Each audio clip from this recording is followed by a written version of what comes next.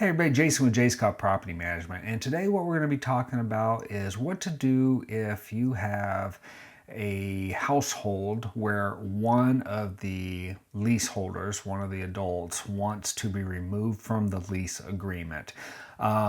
And perhaps somebody else. So roommate swaps or just one person dropping off from the lease. Those types of changes. That's what we're going to discuss today. So first and foremost, what we want to try to accomplish in these scenarios is to ensure that whatever the household is going to look like when all the changes are made qualify for the home. So if you have two people and one person is going to drop off, can that one person qualify on their own? Do they meet the income requirements? Do they meet the credit requirements? It's almost like you're rescreening them again.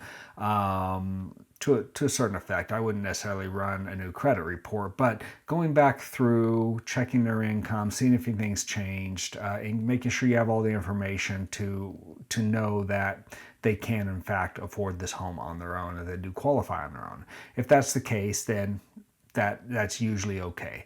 The other scenario is if somebody's going to be leaving, like in a roommate situation, somebody's going to be leaving and they want to bring somebody on to the lease, is what does that new household look like? So as a household, do they again qualify? Do they meet the criteria? Do they meet the income? Of course, screen the new person coming in, do their background, credit, criminal, eviction search, those types of things. But again, what does that household look like when all the screening is done? Do they qualify? If that's the case, then great. So the next thing to consider is the security deposit situation. I like to really kind of push us back onto them.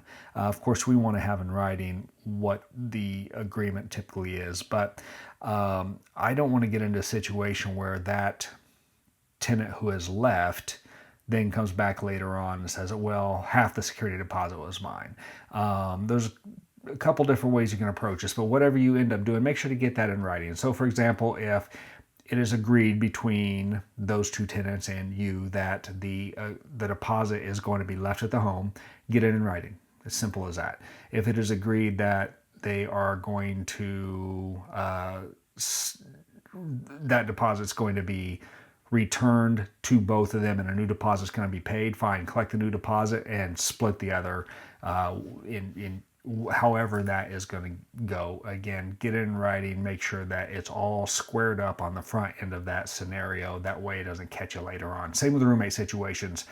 What happens with the deposit? Who's going to pay it? At the end of the day, your goal is to make sure that you're whole on the deposit side of things, and that whatever the situation is that it's in writing and you're covered for that particular situation. There are a couple things that you can use in terms of the transitioning of folks in and out of the lease.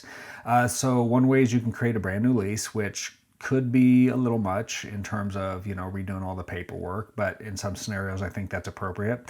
And then another thing that we can do is you can use like a roommate addendum, which would bring on a new person and hold them to all the same terms as a current existing lease.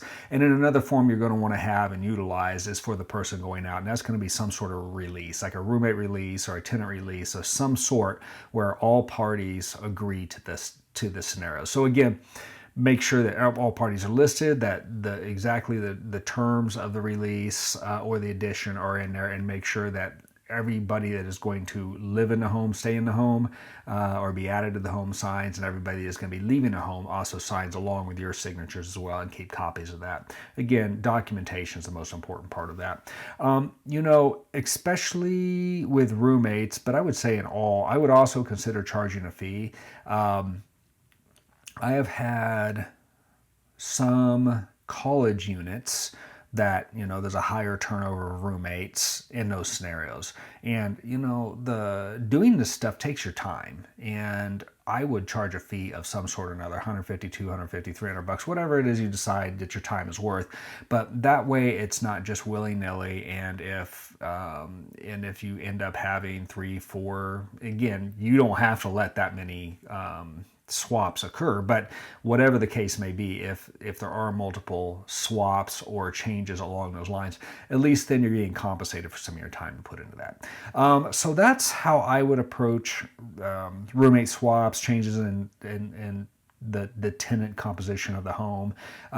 Build that stuff right into your lease agreement. Let them know that, you know, if this situation occurs, you're going to charge this, you're going to do this. This is what you expect. These are the things that you're going to do in terms of screening. I just have a nice little section of my lease agreement outlining everything. So if and when the time comes, it's not an argument about anything. It's yes, we can do that, but these are the terms. This is the stuff that we have to do. So if you want to move forward, great, here it is. If you don't like the terms that I have in place for this particular scenario, then we don't have to do that either. Okay, so that's what I have for today. I hope that was helpful. If you have any questions, of course, feel free to reach out, email. If you're watching this somewhere where you can leave comments, feel free to leave a comment. And yeah, again, thanks again for watching. And this is Jason from J. Scott Property Management, and we will see you next time.